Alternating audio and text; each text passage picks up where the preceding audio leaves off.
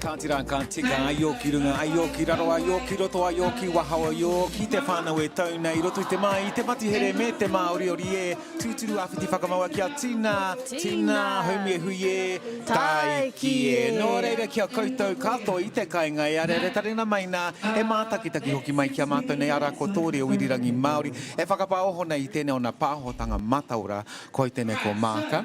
Tēnā koutou, ko aurangi tēnei, nau mai ki tēnei huihuinga e whakanui ana e ngā reanga o apopo I roto I a rātou mai whakahirahira I roto I te Kapa Haka. Ana, kātika. Nā mihi kia koe hoa aurangi. Tēnā koe. Kia koe.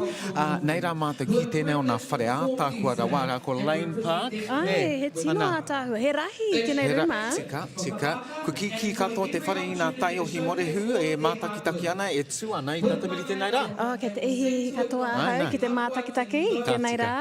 Nā tēnei o nā mea festivals, Meki, ko te Ora Atamira, ne? Ai. Ko te Ora Atamira, the lively stage, ko te ingoa. And we are excited to be here as part of your team, bringing you this broadcast, bringing you this live stream from Atiawa to FM. You want to check it out, facebook.com/Atiawa to FM. Ai, tika tau. Ana, ka tika. I tēnei wā tonu ka rongonā I mātou I a Callan ki runga te Atamira. Kuia tēnā te kai kanohi, e ki rā. Kātahira ka tū tetehi o nā kura ki te Atamira. Let's take a quick look, aurangi, at the running of the day, ne? Ko tō tātou nei kura tuatahi ara ko Nainai Intermediate School. Nā whaimiri a rātou ko Swiss, South Wellington Intermediate School, Newlands Intermediate School, whaimiri a rātou. Engari I tēnei wā tonu kei te whakarite I te kura wainga o Nainai ki runga I te Atamira, no reiri kia koutou mai, are taringa mai nā facebook.com/Atiawa toa FM. Aurangi, we ready? Ai, kei te riri katoa hau nānei. No reiri kia koutou, are taringa mai nā.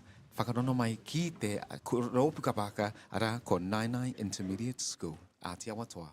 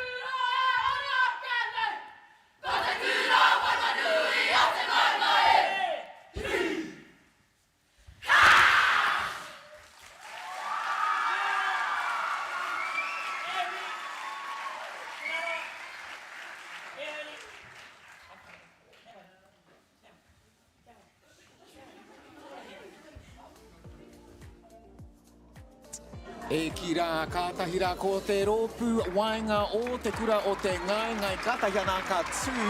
Aorangi, thoughts? I have to say, so beautiful. Anna. I did shed a tear. I saw that. Yes, That's only the first group, girl. I know. We have many more to come. Many more to come. Engari, pai tonu ko tēnā, the rōpū of Nana Antipodean is just stood, and we're talking about great ways to start off. Te kaha hoki o tā rātou tū, ne? Te ihi, te wana, Ana. everything. Beautiful words, Yeah. beautiful. Te ihi, te wehi, te wana.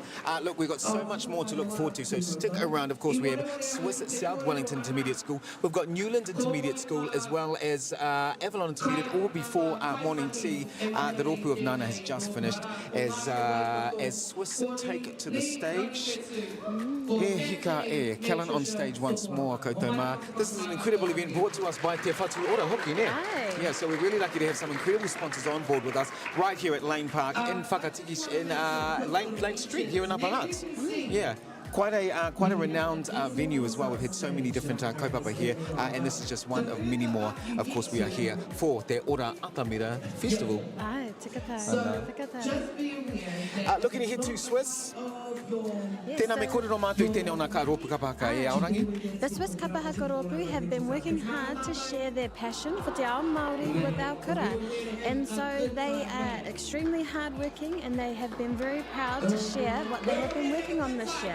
Now the thing is, for those at home, you probably got heaps of mokopuna, I rā mutu, I roto ienei o nā rōpū. So it's great to see you guys tuning in on our live stream there, and of course supporting the tamariki in your whānau, ne? Yes, and a very special development process for tamariki as well, being able to share their passion on the stage in front of all of their peers.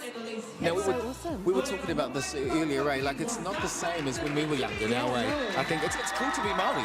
It's cool to be Māori. It definitely is. Anyway, kei te tū te rōpū o Swiss South Wellington Intermediate School, kei te tū rātou ki te atamiri tēnei wā tonu, nau mai hoki mai ki te reo irirangi o Atiawa toi FM tō tātou nei pāhotanga mata ora. Swiss on stage now. We'll be back after this. Kia ora mai.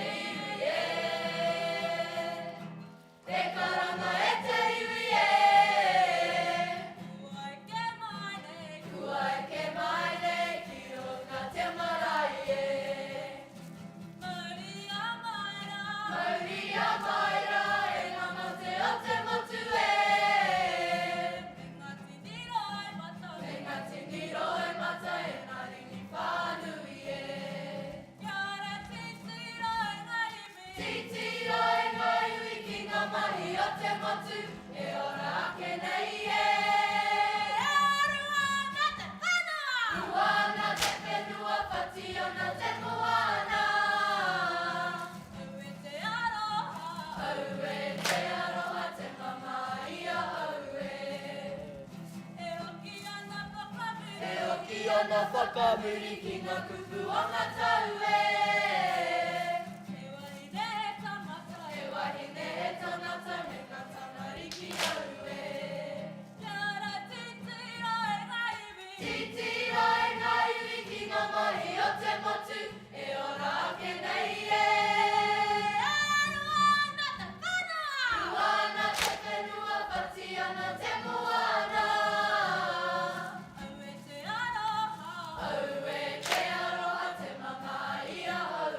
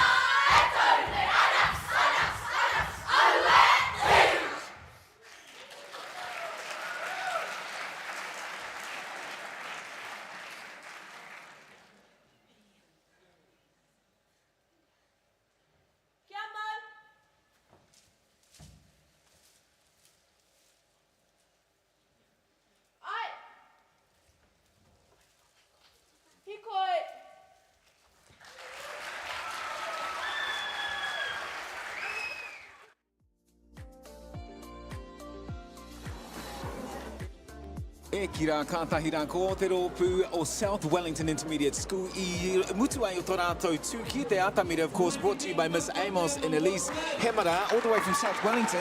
Look, Aorangi, let's talk a bit about how, I'm hearing some waiata here that we learned when we were in school. I know, yes. And just sitting here reminiscing and thinking about how that waiata has shaped over the years. Yeah, for sure. Oh, and the mana wahine in that group. Tika. I mean, it goes without saying, there's always more wahine than tane. But, it's not a competition about between who's more boys, more girls. It's just about having fun, getting up there, ara ko te mana o te mea kapaka, ne? Yes, ai, katika. Mena kei te kōrero mā te mō, te ihi te wihi te mana o tō rātou nei tū, ara ko te rōpū o Swiss South Wellington Intermediate School. Tēnā kōrero mai ko ai whai ake nei, Aorangi? E whai ake nei ko Newlands Intermediate. Hoots. Their rangatahi are passionate about kapa haka and they enjoy every opportunity to showcase their developing skill in ngā mahi a rehia. And ko te ara tēnei ka whakapakari ai mātou, i o mātou reo Māori, me o mātou mātauranga. That was a saying that was said by the kura. And so I believe that this tamariki are really excited to showcase the ihi and newana on the whakarangi o tāne rore. Whai ate I te kahurangi ki te tōhu koe mehe mai ngā taitai brought to you by the tutors Whai Lena Mendes and Matua Dan Miller. Koutou mā, mātakitaki tonu mai ki te kura wainga o Horokiwi Kapahaka Atiawa Toa FM, ko tō tātou nei whakapaohotanga mataora, mo tō tātou nei kaupapa ara ko te Ora Atamira.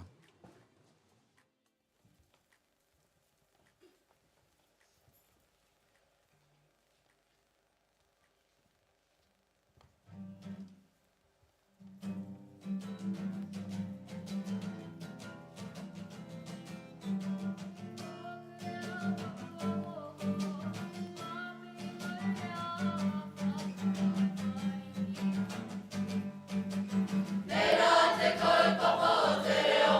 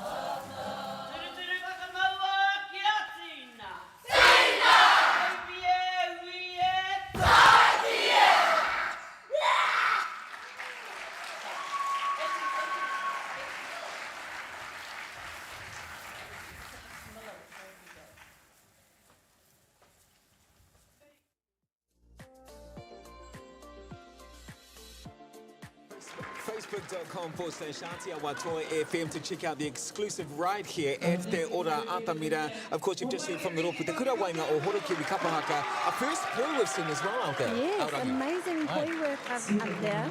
I love it. I love it. Look, this is only the third Ropu, so we've got so much more to look forward to in terms of the poi. Look, I'm thinking you're looking like a bit of a double long girl to me.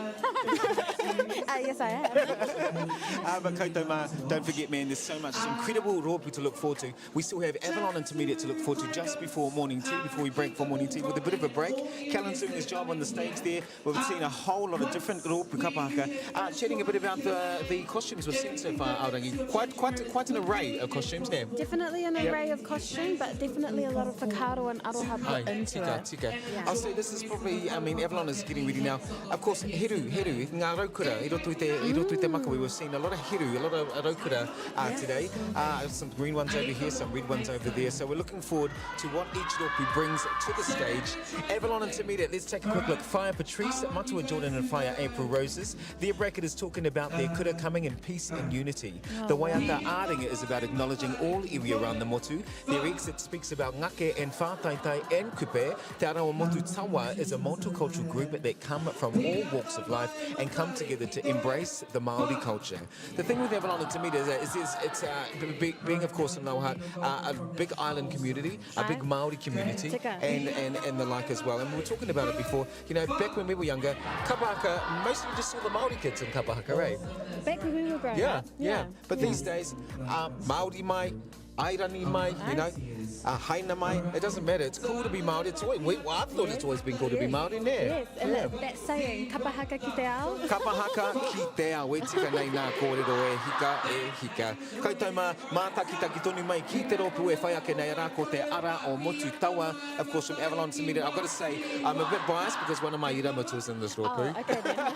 So you'll be shedding a tear. Yeah, so I'm going to go sit at the front now. No, but koutou man, incredible to be here. Don't forget, Facebook.com/Atiawa FM to check out the live stream for the Ora Atamira Festival. It's your boy Maka, it's your girl Aorangi. We'll be here with you all day. Don't forget, after this, a quick break, and then we'll be back straight after that. Let's take a look forward to what the Ropu are to come.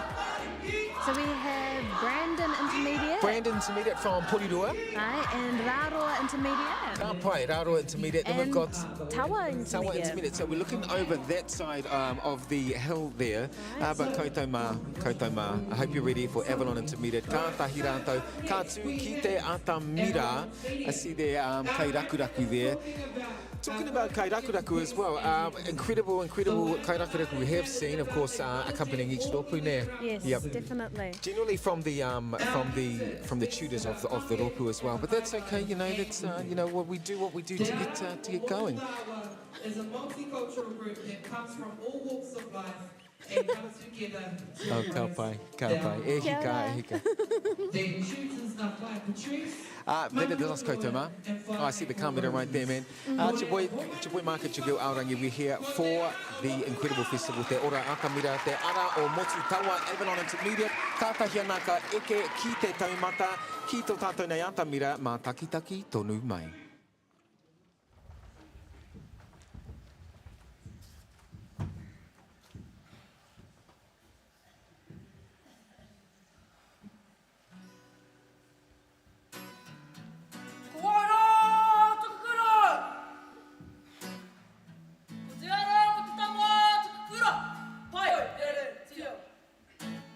Wai kata, wai tai, mate wai tai, ora wai, puke puke wai, piri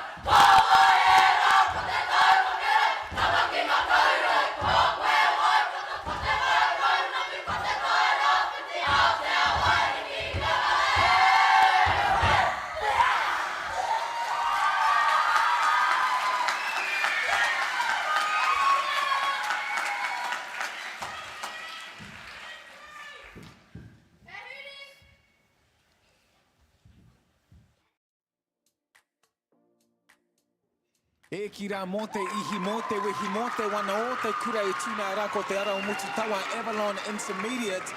Pai tā rātou tū, ne Aorangi? Tū me ke rawa atu. And second point we've seen, we saw a single short before, we saw a double short this time. I'm loving the choreography as well. Yes, definitely. Pai. Totally And it's so agree. nice to hear all these old waiata coming back. And you know, there's a little bit of remixes here and there, but you know what, the air, the mana of the waiata still stands. And it's lovely to see songs that we've been doing when we were younger still existing today, eh? I know, right? Te ātahua hoki. Kei tamā, we're going to head to a break now, but a quick recap on who we've seen so far this morning. Of course, we started off with Nai Intermediate. Incredible start as well, incredible start. Great voices, great Haka group. And then we saw South Wellington Intermediate School come through as well after that. Of course, led by Miss Amos and Elise Hemara, ne? Right, tika tau. And then we had Newlands Intermediate come up.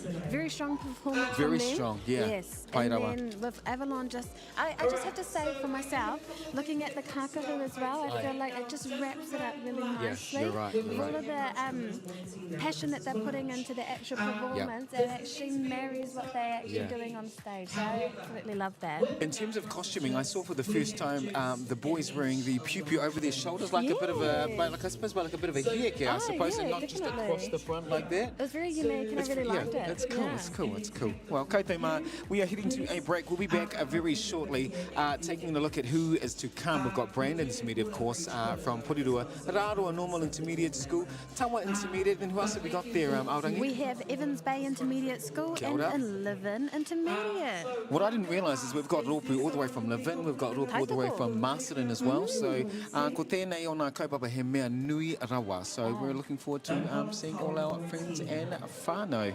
Kei te mā koena ke tō tātou nei wāhi, tēnei wā kumutu ke tō tātou nei wāhanga tuatahi. O tēnei o ngā ata ki te Ora Atamira, rua mano, rua te kaumā toru. We'll be back after this break. Don't forget Brandon, Raroa and Tawa Intermediate still to come. Facebook.com/Atiawa Toa FM for the live stream. Nei rā māua ko Aorangi e mihi atu kia koutou katoa. Hei kona.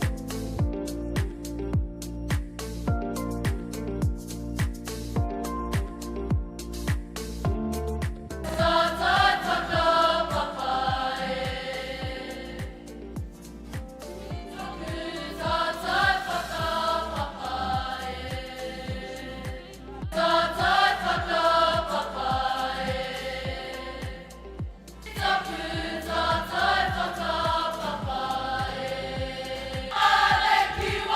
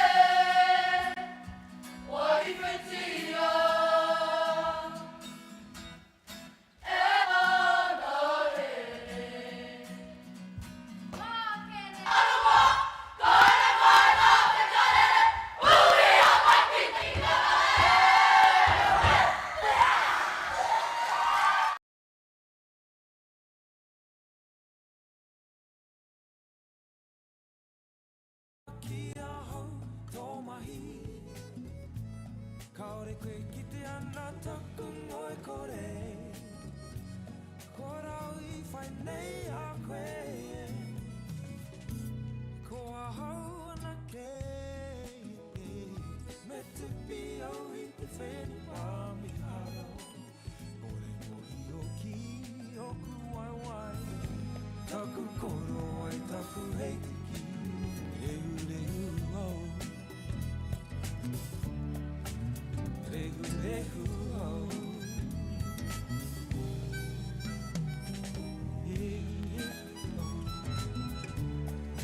Rehu rehu au Rehu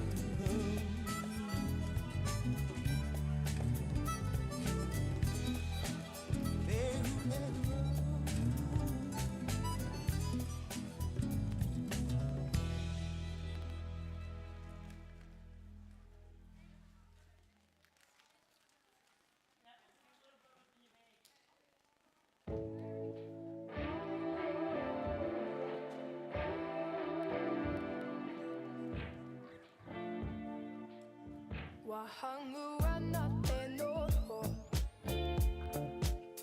Te utai au he kupu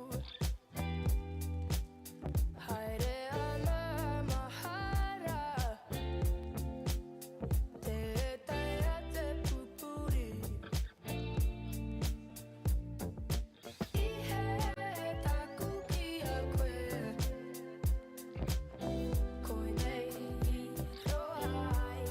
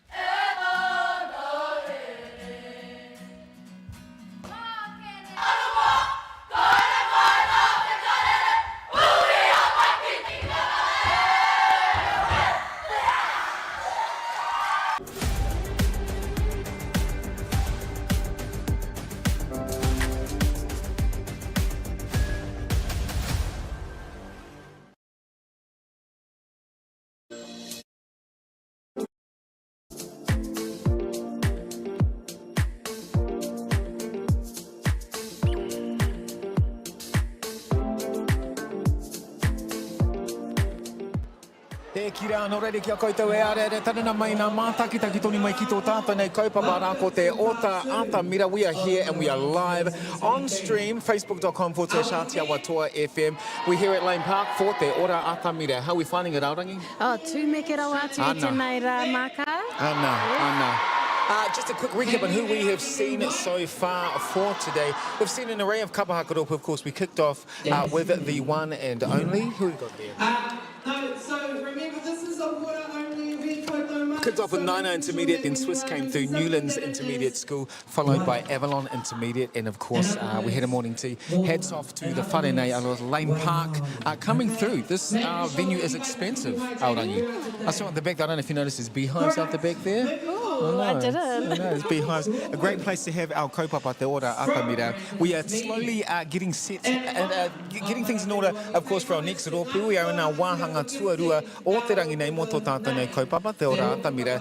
A quick look at who we've got to come. We've got Brandon Intermediate to come. We have Raroa Intermediate as well. As Tawa Intermediate to follow after them. And we have Evans Bay Intermediate coming up. And of course, Levin Intermediate will cap off our mid-morning kaupapa. So koutou mā, if you've got friends and whānau in any of these rōpū, facebook.com/Atiawa Toa FM. You know where you got to be, fam. You know where you got to be. Hey, look, judging by that applause, I feel like Brandon Intermediate are taken to the stage. Man, these kakahu are awesome. I see some raukura na makawe. Koutou mā, me waihotia, te atamira ki a rātou rā arā ko te rōpū Kapa Haka o Awarua, Brandon Intermediate, Atiawa Toa FM, mo tō tātou nei kaupapa, te Ora Atamira.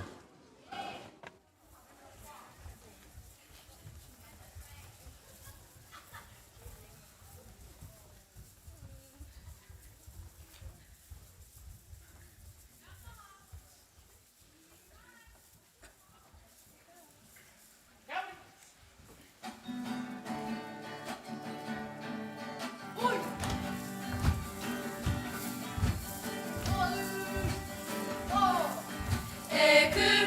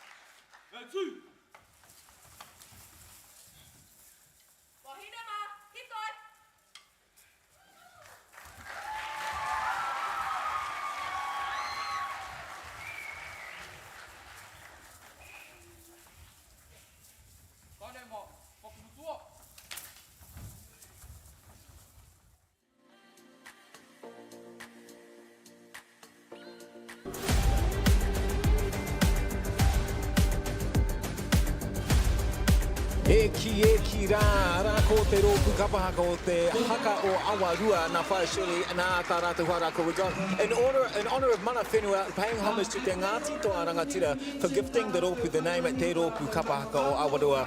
Oh man, my goodness. You talk about rōpu that put me in the feels. This is it so far. This is it so far. More tears coming from my way. More tears coming from Aorangi's way. Yes. Look, in terms of a bracket, you had your whakaeke, you had your awate, you had your poi. It was all a concise, greatly composed bracket. Yeah. Yes, and all the transitions. The transitions were on, and I'm a sucker for harmonies, and those harmonies was on too. They were.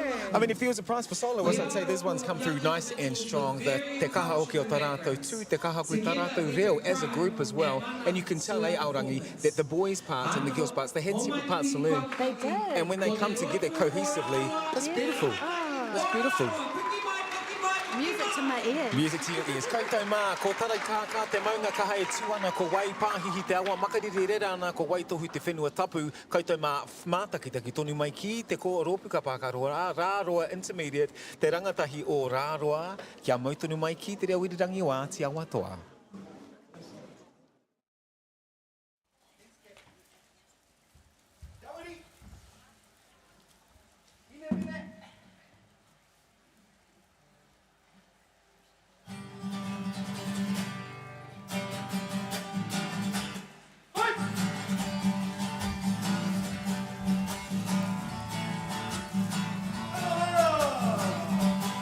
Aroha, Aira.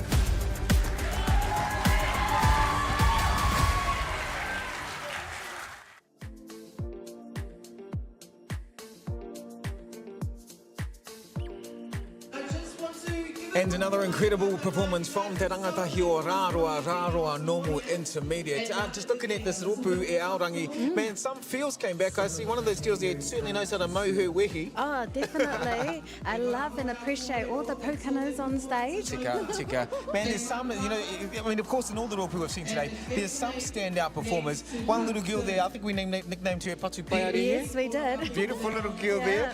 And we were talking about this off here actually, kids, carefree, no filter, and just te whakapaukaha runga te Atamira. Ai, i awa, i ngā wāhi katoa. Wā katoa rawa. Koutou mā kia mātaki te kutunu mai mō taua intermediates. Ko whitireia, ko rangituhi te maunga, ko parirua te awa, ko takupu wāhia, ko hongo e ka ngā marae, Kia ora. ko Ngāti Toaranga tira te iwi, e tāwharau ana i tēnei rōpū. Ko te rerenga kōtuku, te rōpū nei, te kapa haka mo te kurataka wainga o Tawa. Koutou mā facebook.com/Atiawa toa e whe mona whānau whānui i konei ke he hononga ki te rerenga kōtuku mātakitaki tonu mai ko rātawa no te rōpū e whai ake nei e whakapaukaha runga te Atamira Atiawa toa e whe me mihi atu kia koutou katoa. Stick around koutou mā. We still have a Tawa intermediates to come. Of course, they are on the stage getting ready. As well as them, we have EBIS, Motaku here, Evans Bay Intermediate School. I didn't realise there was such rōpū from all these faraway lands. Livin Intermediate to follow. A lunch break following shortly after that. And stay tuned for our third wahanga. We've got Titahi Bay. We've got Wairarapa representation. We've got Ferguson Intermediates. We have Maidstone Intermediate. And kicking it off and wrapping it up rather with Wainui o Mata. Koutou mā, mātaki taki tonu mai ki te Atamira ara ko Tawa Intermediate School. Atiawa toa.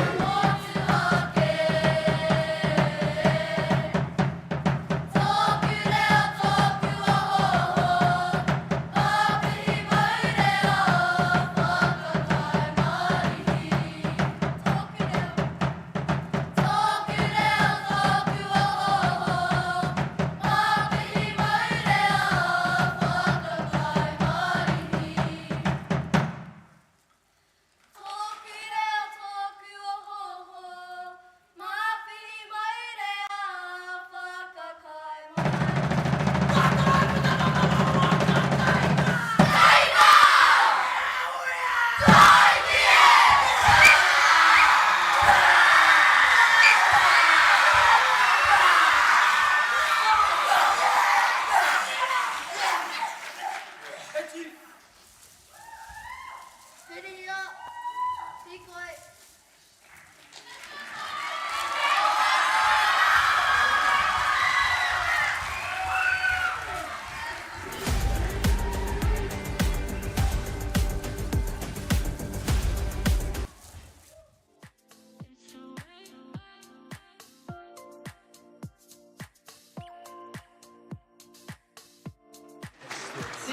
Ka tahi te rōpū haka tēnei ko taua intermediate. Ko Whitiraia ki runga, ko Ngāti Toaranga tira ki te whenua. Te rerenga kōtuku as the mana whenua would like to acknowledge Ngāti Toaranga tira, and they're also acknowledging Te Rauparaha who has guided them through their Kapa Haka journey. It's quite astonishing to see how much of an impact Ngāti Tōranga Tira has. I know. You know, we are, of course, here from Te Runanga Nui o Te Atiawa Ngāti Tōranga Tira. So, you know, we know what it means to be part of a iwi and a runanga as well. Engari, but ko tēnā te rōpū o taua intermediate kātahi rā ka tū ki te Atamira, te rerenga kōtuku, whae Liana, whae Emma and matua Jonathan as well. Koutou mā takitaki, tonu mai, mō tō tātou nei rōpū e whae ake nei, all the way from Bay, Evans Bay Intermediate, of course, ko mātai rangi te maunga, ko te whanganui ātara te moana ko Ngāti Toa te iwi kaitia ki o te whenua, no ngā hauewha ngā tamariki e tai ki te kura, o te ākautangi ki te tautoko ngā kaupapa e pāna ki te reo, ngā kawa, ngā tikanga, ngā iwi Māori, ko ākau waiata mātou. Incredible. Hika, man, I love to see rōpū that are just about, I just want to get up and perform. They have he mea hononga, he mea hono tā rātou tū. He tūturu te kaupapa ki te ngākau me te manoa. Ka tika. Ākau Waiata is their Kapa Haka group name, made up from the students from across Aotearoa, te moana nui a kiwa, e ngā iwi me ngā whenua tauiwi o te ao. They present the different iwi representation in this rōpū, and some are specific to their kura. E kore au e ngaro te kākano I ruia mai I rangi ātea, tēnā koutou, tēnā koutou, tēnā koutou katoa. Koutou mā, ko te rōpū e whae ake nei. No Evans Bay Intermediate e hika, ara no Calvin Wha, ko Rob Ngā Wu, ko Ruby Dean mo taku he, tā rātou kaiako, pauako, e whakahaere nei I tēnei o nā rōpū. You know, a bit of bands while we're waiting. Callum is here. He's one of our upper heart locals as well, doing an incredible job. Look at him, just dancing on stage. This is his stage. This is his stage. Yeah. Hey, Shia. Yeah.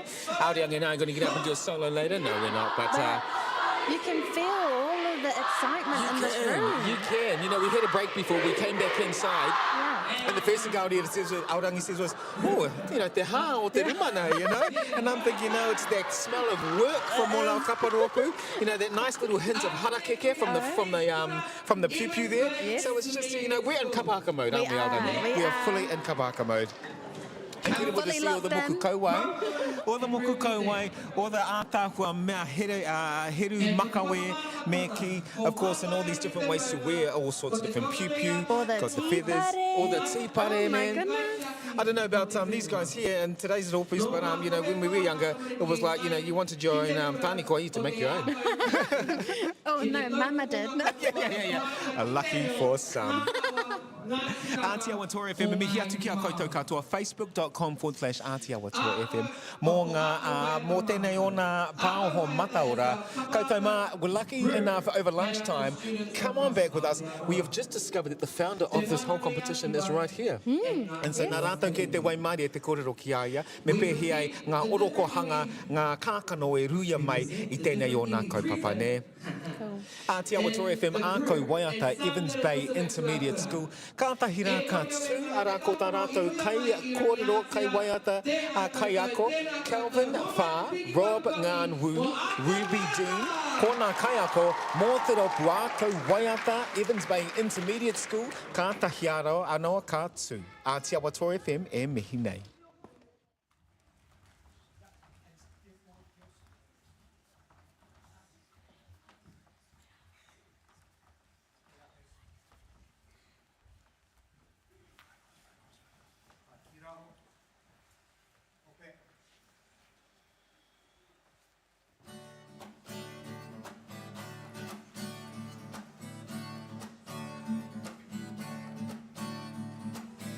Ki mai ka ke mai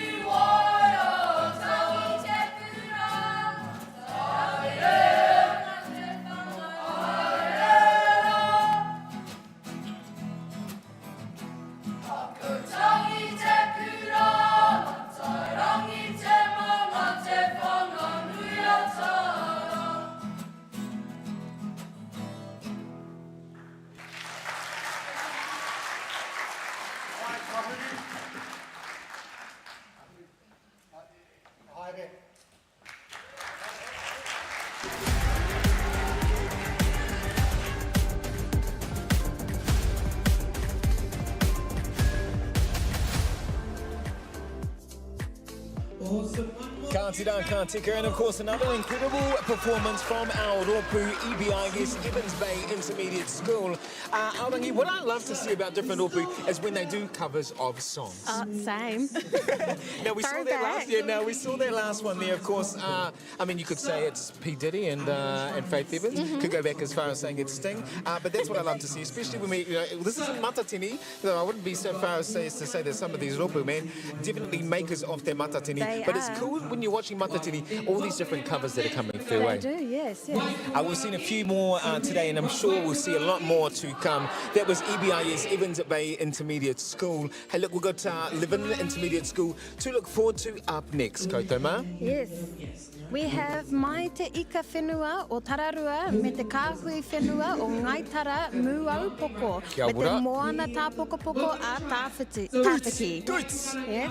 Ka noho kei wainga ko te moana o Punahau. Pirere mai ai whakatata mai ai ki Punahau ko ngā kōtuku e, of course, Livin Intermediate, ngā kōtuku o Punahau ko te hoa, ko ngā kaiako, ko kaiako matua Daz, ko te matakatea Reed hoki ne. Koutou mā, situated between the Tararua Ranges, the Whenua Tapuwai o Taraika i Nohu, and the sea to the west is the Moana Punahau. Something I didn't know, actually. Punahau, okay.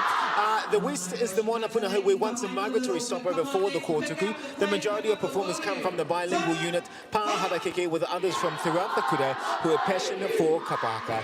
Nei rā rātou ko ngā Kōtuku o Punahau e whakamanawa atu i tēnei kaupapa rerehua ko te Ora Atamira. Me te kura o Hine Pohatu e kawe ana i te Māori, ne? Oh, Taitoko represent in the building. Ka tika, man. It'll be interesting to see who then takes the Māori stone at the end of this, to see who carries the Māori for next competition. It'll be an interesting travel. It definitely will be an interesting time. Look, so much to look forward to here. Man, the atmosphere is amping up. We see all our different kura. Those who have finished are now back in the room and just here to watch and enjoy it. Yeah. And there's constant support for Ia Ropu, which is amazing to see. It's what I love to see. It's what we love to see, man. A competition aside, I wouldn't say this is a competition because we don't have awards to give out of there. It's just he mea, hei whakakotahi mātou, hei tūki te atamira, whakangahau, ana he Māori, ne? Yeah. Koina ke tō tātou nei kaupapa nui o te wā. Taking a look forward to the rest of the day, we have Taiohi Bay Intermediate. We have Wairarapa Intermediate School. Kia ora Wairarapa, Ferguson Intermediate, as well as Maidstone Intermediate, and then to cap it off. We have Wainui Omata Intermediate School. And I'll tell you what, I think in the back of my mind, like I haven't seen these guys, but I know Wainui, and I would say that these guys probably contenders to be one of the better schools. But ko wai ka mohio, ne? And I could also say, if the master-in-law is related to me... Well, there you go. Flexing. We flexing this morning. Atiawa Tour FM, we are here at the beautiful, beautiful Lane Park. Beautiful wahi, and we want to say thank you to the contributors that have helped make this happen. Of course, Te Whatu Ora, and of course, our incredible hosts at Lane Park. We had a Minez Kai earlier. Koutou mā takitaki tonu mai ki te reo irirangi o Atiawa Tour FM mo tō tātou nei rauropu kapahaka e whai ake nei. Ara, ko Livin Intermediate School e tū ana. Atiawa Tour FM, facebook.com/Atiawa Tour mō tēnei o nā pāohotanga mataura. Kia ora mai. Subscribe to our YouTube channel.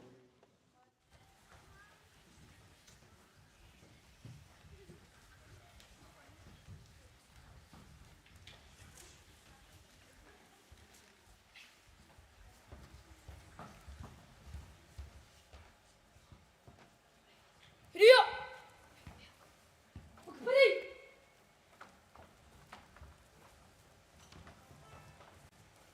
Kirano! Karite!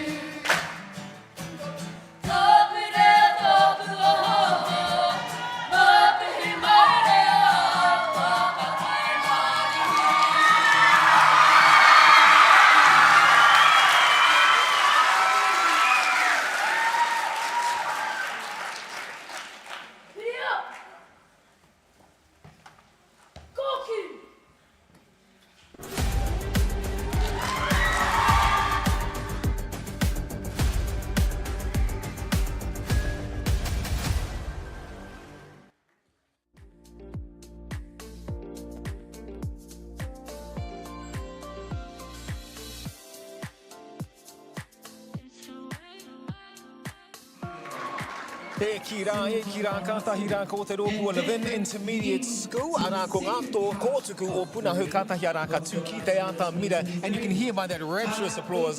Those trio, those soloists at the end there, took it all the way away. He korokoro tui. E korokoro tui, ko nā mea katoa. We forget how, you know, and you grew up sort of around that area in apartments and north there. We forget how epic that wāhi is. You know, we've got the likes of Otaki, very immersed in Māori culture, Levin as well, and that just shows from today's performance. We are live, we are here at the Ora Atamira at Lane Park here in Upper Hutt. We want to thank our sponsors, Pack and Save. We've got Mangaroa Farms, Countdown, Farrers, Te Whatuora, one of our big Health New Zealand storeholders, as well as Atiawa Tour FM. You can keep it locked on live. Don't forget we are live on YouTube as well. Aye, we are. We're live on YouTube. Anna. Subscribe, everybody. Subscribe, like, share, and comment for all things, man. We are only halfway done with our incredible kaupapa. We're taking a quick lunch break, but we'll be back with Titahi Bay. You've got Mastered in there, Ferguson Intermediate, Maidstone Intermediate, and Wainui on Mata Intermediate.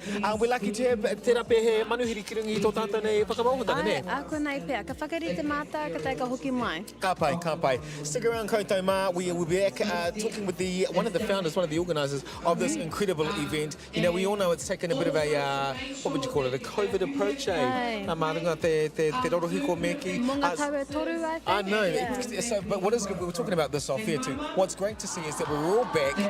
Kanohi ki te kanohi. Hei whakapaukaha, mai tētahi ki tētahi atu, ne? Ai. Hei whakatairanga I ngā koha, Ana. hinere hia, rā tāne rore. Tuits! Koutou mā mātakitaki tonu mai ki tō tātou nei pāhotanga mataora. We'll be back very shortly with Manuhiri on the line. Te ao tātamira, rua tekau, rua mano mātoru, the live stage brought to you by Atiawa Toa FM.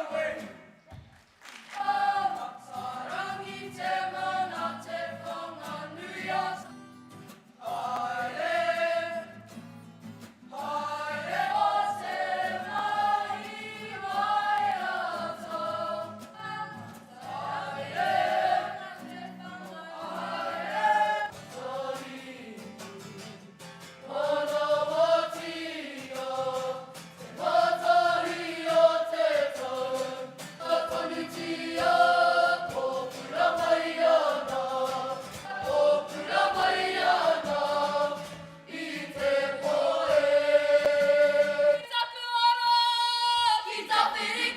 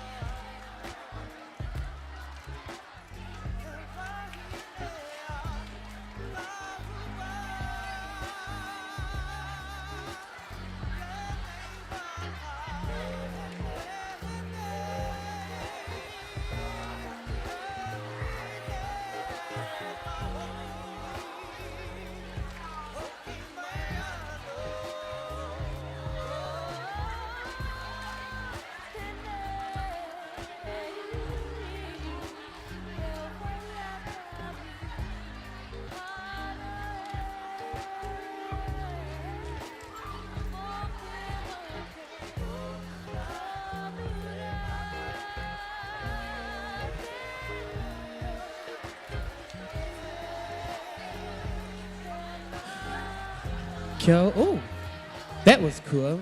Kia ora noi te whānau. How are we feeling? Yeah, that was all right. I want to try that again. How are we feeling?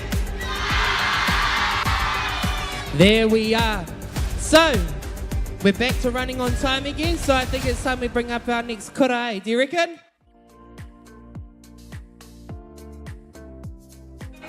Ka tika, nau mai hoki mai ki tēnei o nā wāhanga tuatoru te Ora Atamira, rua mano rua te kaumātoru, their live stage. We're here at Lane Park. We've just had lunch, so all the kids are amped and ready to go. Yes, they are ready to go. We can feel all the excitement in the room.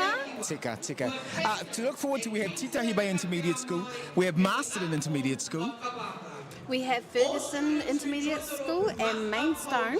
and then of course wrapping it up with Wainui Intermediate School in the whare at this point in time. Te kia koutou mai e mātakitaki ai mai te kāinga. You got your boy Maka, you got your girl Aorangi, and we're here bringing you the live stream. Facebook.com/Atiawa Toa FM or YouTube as well. Koutou mai, head along to YouTube, subscribe, like and share for everything that we are doing right here today, including this incredible kapa, ne? Oh, yes.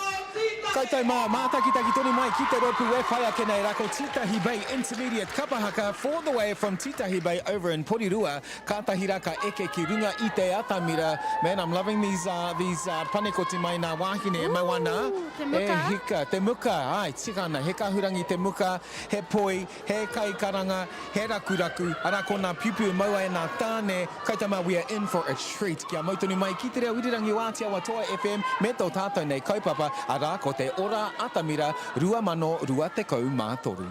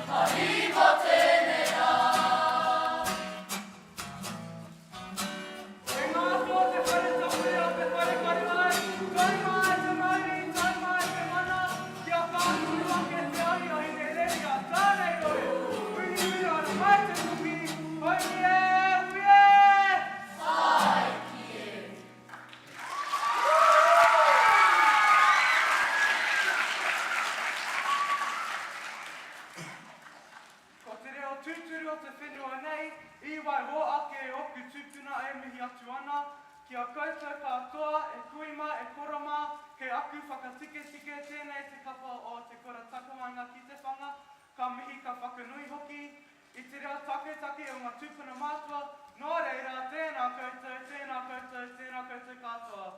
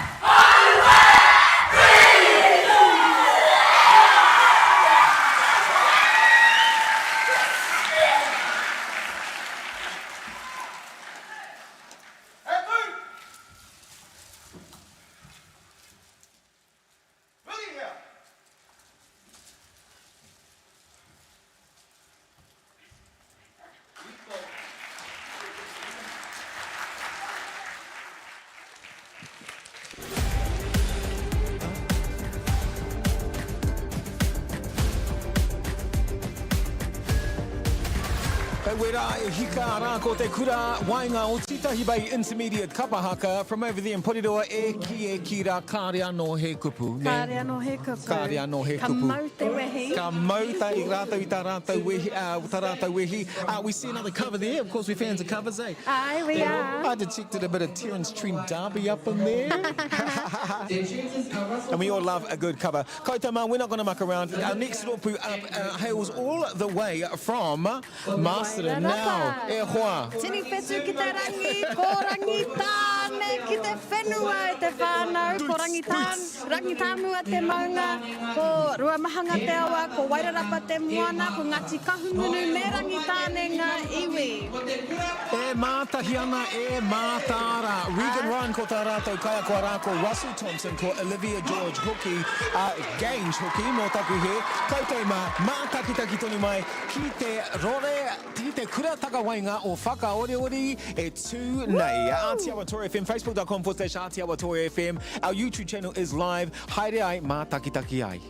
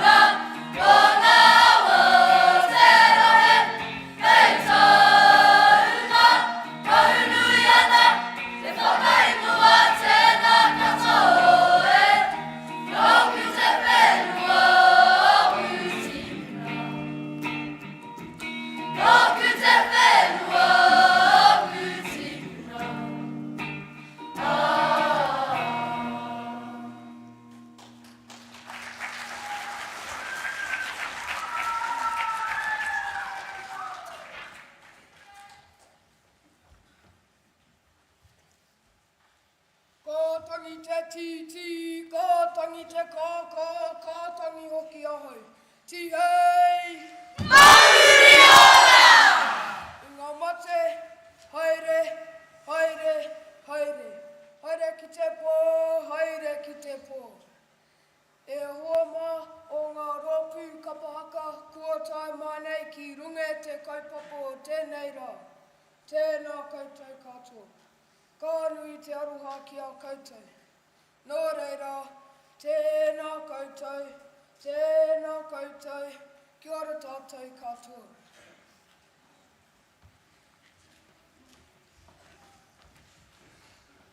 Hope! Ko te ore ore taru wha. Ko te ore ore ngā te hamu o te iwi e minine. Ko ngā tore wari tāne whakapiri piri mai o hane. Nā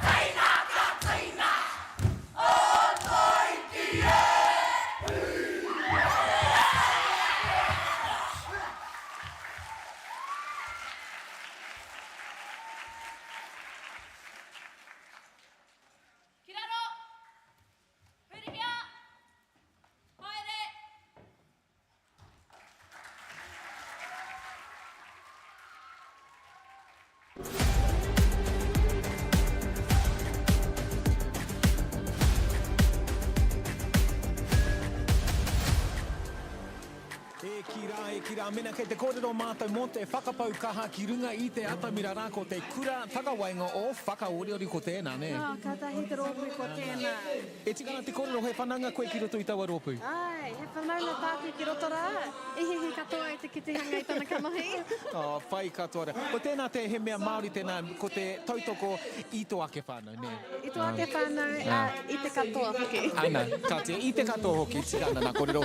Ara, ko tēnā o nā rōpū no mastering ke, no te wairarapa. Kia kotahi ana ke te rōpū no taua wahi ke, ki te rata o te maunga. No reira, ka mihi atu ki a rātou e tū nei. Ki te mātou I te maurākau? Ai, te maurākau I ngā patu. I ngā patu hoki, I te double short poi. Ai. E hika. Ai. And of course, Love's a good cover. I'm sure that was an Adele song we heard earlier as well. It was. You know, if this was a game, I'd be winning. Just saying. just saying. Koutou mātakitaki tonu mai e toru ngā rōpū e toi nei. Hei whakakapi tō tātou nei a wāhi I konei ke. Let's talk about Ferguson Intermediate te hoa aorangi.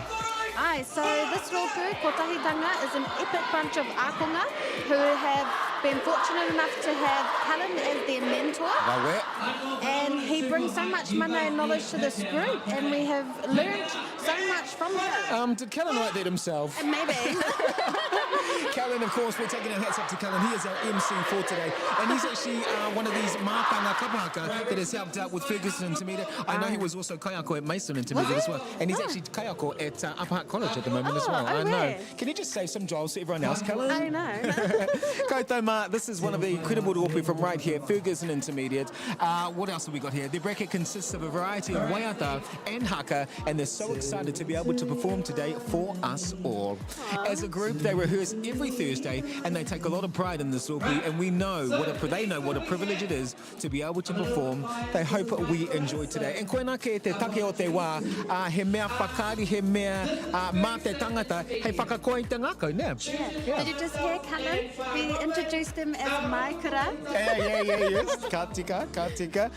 But koutou mā, kaua koutou we're here too. Don't forget facebook.com/Atiawa Toa FM, as well as our YouTube channel. Like, share and subscribe for everything Atiawa Toa FM. And of course, if you've got whānau from the remaining kura, Ferguson Intermediate, Maidstone Intermediate and Wainuiomata Intermediate, kia mautunu mai ki tō tātou nei a pāohotanga mataora I te mea, tera pea, kei konei, wetahi o koutou whānau e tū nei.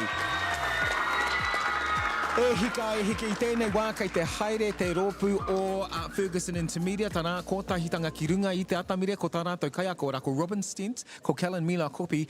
Koutou mā kia mautonu mai ki te reo irirangi o Atiawa Toa FM, te rōpū kōtahitanga no Ferguson Intermediate e haere ake nei.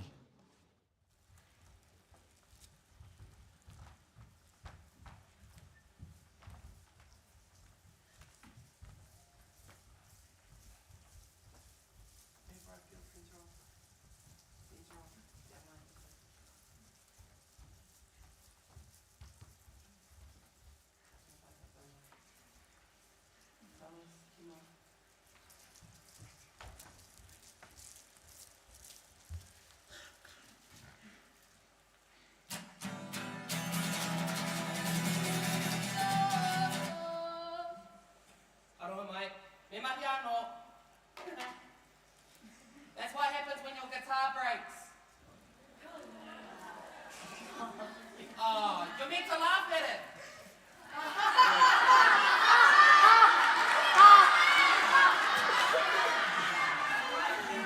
Go ahead.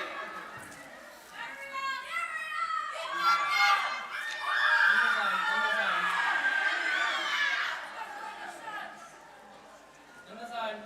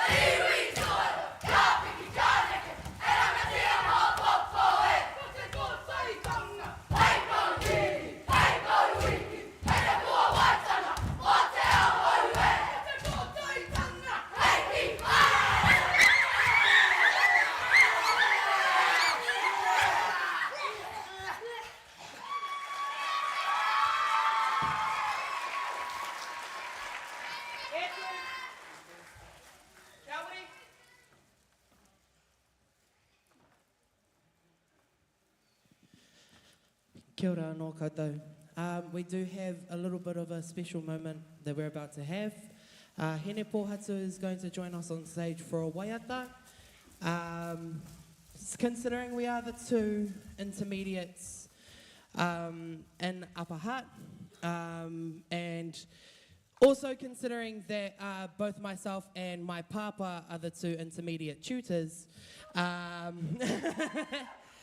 we decided what better way to come together and do a waiata together for you today. So hope you guys enjoy.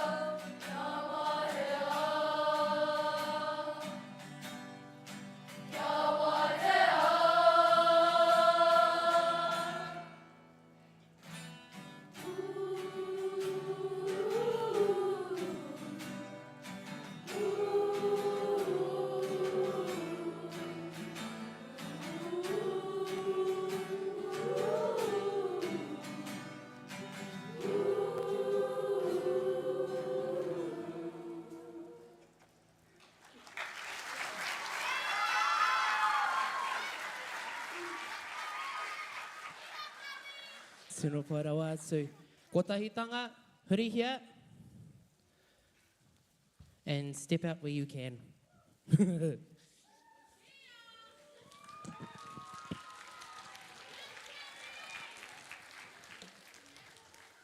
And as you can see, our next rōpū to be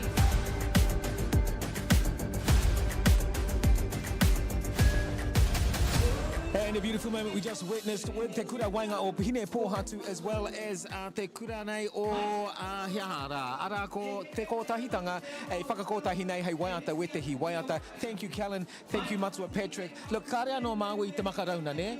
Let's get straight on to the next ropu. Noko nei ke te kura wainga o hine pō hatu. E tū nei ki te Atamira. I'm going to be honest, this is my old intermediate, Aorangi. Yeah, this is my old intermediate. This is where I went. Exciting. Yeah, it is exciting. It's exciting to see incredible people here. Fi moko puna that I recognise from Kohanga as well. So, you know, he mea tata ki te manawa ko tēnei, ne? Koutou mā taki tonu mai ki te ropu e whai ake nei ara ko te kura wainga o hine pōhatu Maidstone Intermediate, facebook.com/Atiawa Tour FM for the live stream. Mā taki tonu mai.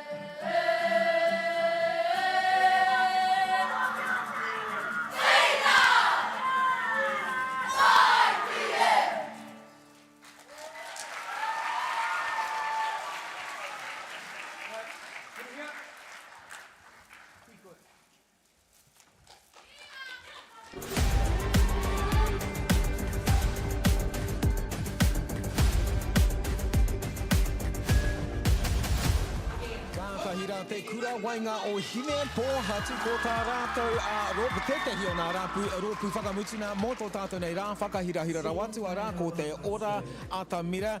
Man, he mea tata ki te manawa ko tērā, you know what? And some of these songs, actually, can I just say, some of these songs are actually covers of Māwai Hākona, which is one of our reigning rōpu champions right here in Atiawa Kairangi. So it's a beautiful thing. I'm watching the kohine pass through right now. Te ātākua hoki. We've got the ara, the steps on their kākahu as well, from their tāniko. E hika, te pai huko tā And rātou I too. have that waiata stuck in my mind now. Yes. Hallelujah. Mā koutou e mātakitaki mai I te kāinga. Don't forget youtube.com, also facebook.com. Like, share and subscribe now, rangi.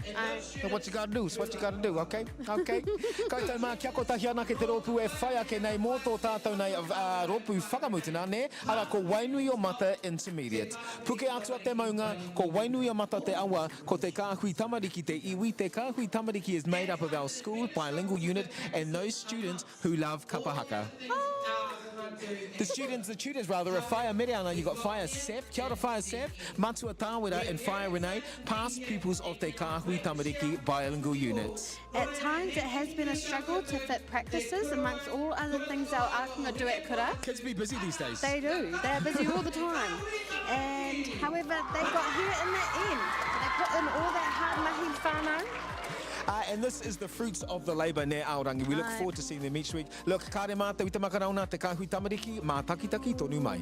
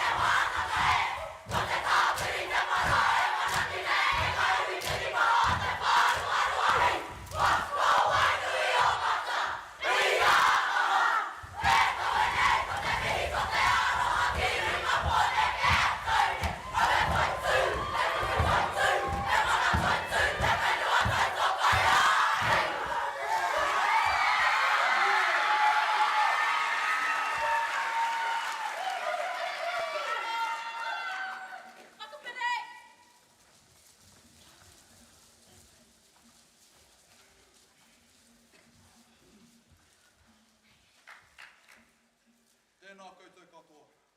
Te wharetapu e tūnei tēnā koe. Tēnā koutou te tangata. Mo te whare tui. Tēnā koe. Tēnā koutou te rangatira me ngā kura takawainga e hui mai nei. Tēnā koutou katoa. Ko te rōpi kapa ko te kāhui tamariki tēnei. Kua pakipaki ngā parirau. Kua rere mai ki waini o mata. Kua tāpu ko ki runga te Atamira. O te awa kairingi ki tā. Mihi mai, kake mai. Karawhiua!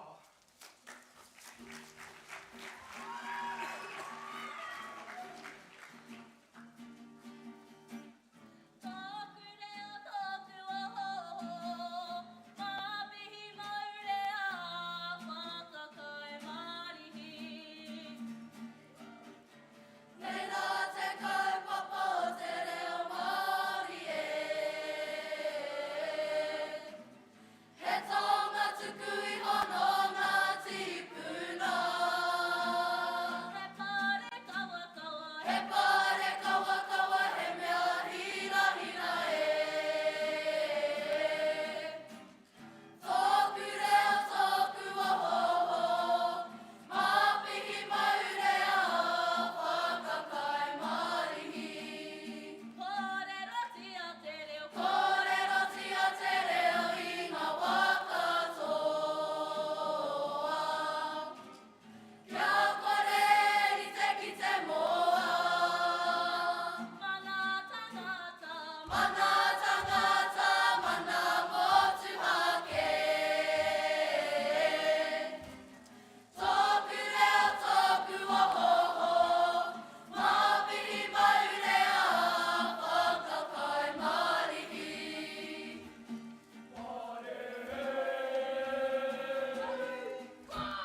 Nei nā te kaupapa o te reo Māori e. He taonga tuku I hono ngā tipuna. He pare kawa kawa, he pare kawa kawa, he mea hira hira e. Tōku reo tōku oho, māpihi maurea, whakakai marihi. Tōku reo tōku oho, he ruia he tohu rangatira e. Rongo mai wahine, rongo mai wahine, o ruku tarua. Katahi karua katoru, kuia mai koia, whakahuatia ke ko ai te whare nei e. Whakasami, ko ai te teko teko ke runga. Ko pai ke, o ko pai ke. Whakatau pai ke, whakatau he tipu. Whakatau he tani whare. Tahu pai ke ahi ahua. He te piti a koe, ko tahu tia te rangi. Ringo, kawa watano.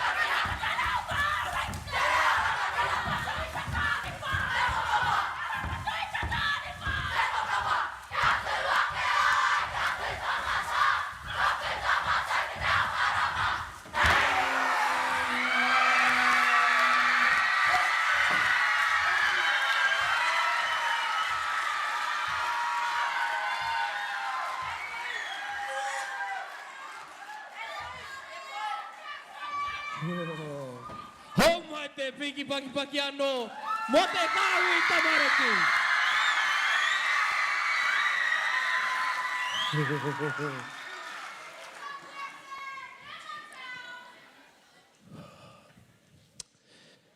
Ko tēnei te wā poroporo ake, engari, kei te hiahia ki te kōrero kia koutou marunga te kaupapa o tēnei poroporo ake I tēnei wā. So, we're towards the end part, but as the Māori is handed over, I'd like to talk about what the Māori means. The Māori was carved by Te Aupauri and Porirua carver Jim Wiki in 2019. The carving shows a stage with two backdrops representing the Atamira that our tamariki will perform on. On the backdrops are the two kaitiaki whom are the wairua of Te Ora Atamira Festival. One male, one female. Ngā wairua o Te Ora Atamira. Each part of the whakairo represents the three essences of Te Ora Atamira. The male kaitiaki, manaakitanga. The female kaitiaki, whanaungatanga. A Te Atamira, kotahitanga. The Māori was blessed by Ngāti Soa Rangatira Kaumātua, Dr. Taku Pārai. This has now been handed over, or will be handed over, to Te Kāhui Tamariki.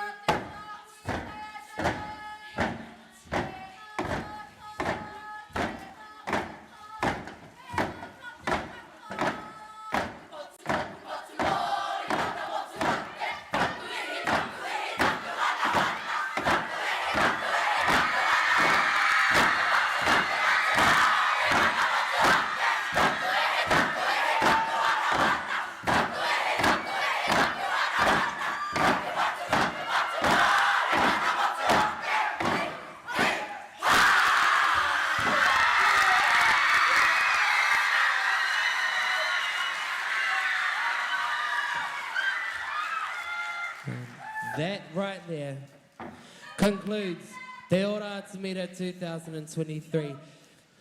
Me hoki koutou ki te kāinga kia tika engari, me karakia whakamutunga tātou whai mua I tērā. Ne? Kei atu koutou tētahi? Kei te hiahia koutou he kōrero whai mua I tērā? Te tumuaki, me hara mai.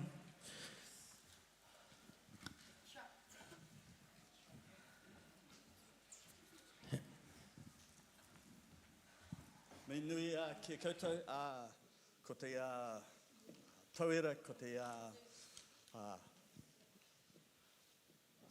whānau o te kura, taka wainga koutou o Poneki Neki, me nui ki koutou, ko te tautoko o te kaupapa o tēnei rā. Ko te whānau o te kura taka wainga o heni pauhatu, he te kaitiaki o te Māori, mene manaki o tēnei rā, me nui. Nō reira, karanga mai, ia mātou e whanei nā taonga o nā tipuna, tēnā koutou, tēnā koutou, tēnā koutou kātou.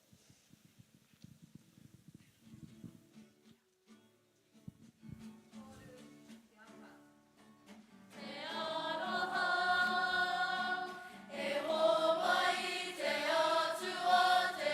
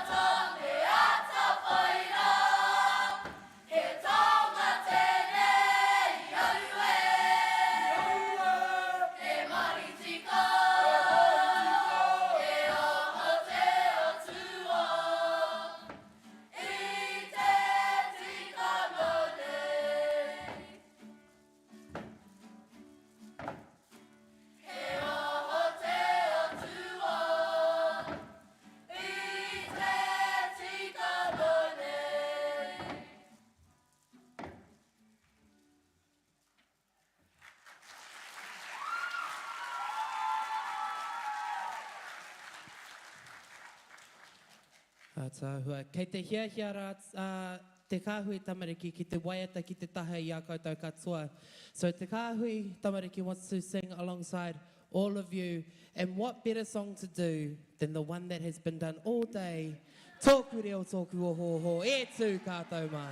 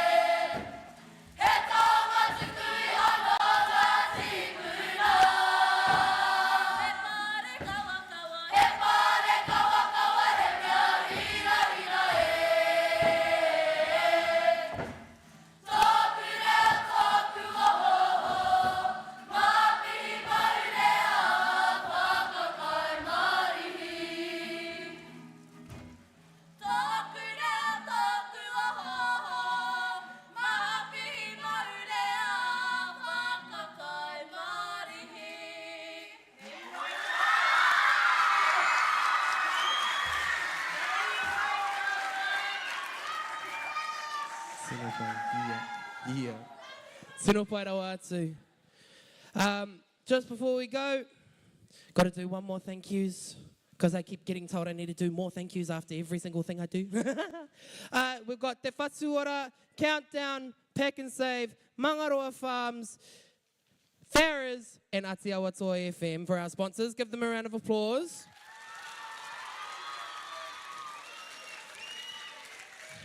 And to our senior leadership team from around all the kura, from Maidstone, for the mahi that they've put into today. All the mahi, all the sweat, tears, and other things that have gone into it.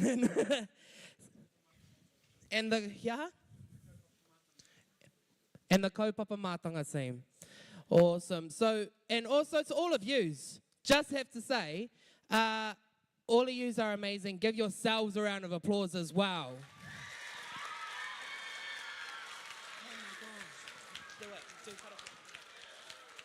Oh, anō hoki, he tino paki mo a koutou MC, mo a tātou MC, MC Kellen.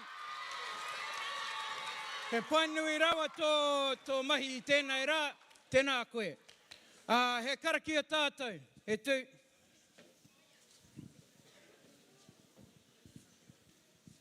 Kia tātou katoa, te atu whae o tō tātou āriki a ihu karaiti, me te aroha o te atua, me te whiwhinga tahitanga, ki te wairua tapu.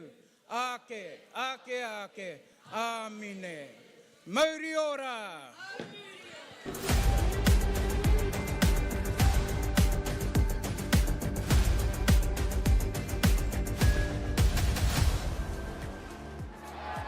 e ki rā. And with that said and done, here at the Ora Atamira, Rua Mano, Rua Te Kaumāturu, we're done and dusted. We are done, and everybody is excited to get home. I know, I can see all this rush of people coming out now. And what an incredible way to finish our kaupapa I tēnei I rā. know, and to also pass on the mauri. That Beautiful. was such a beautiful experience. Beautiful. I don't know if you got a chance to see the Maori stone up there, Aorangi, but the two platforms there with the rock there, an incredible thing to look at. Yeah. It's not your average Maori stone that we see like matatini, things like that, but still, you know, koena ke he tikanga Māori, ara ko te hoatu, nā rātou ke te kura o wainua mata e kawea I tēnei o nā toka Maori, ne? Right, and to continue this for the next generations to Yes, come. loving that. Be interesting to see who gets it next year. We have to thank our sponsors once again. We have Countdown, we have Pack and Save, we have Farrah's, of course, their whatu order that came through in a big way for us, as well as us here at Atiawa Tour FM. We hope you've enjoyed the live stream from your house. Any final words there, Aorangi?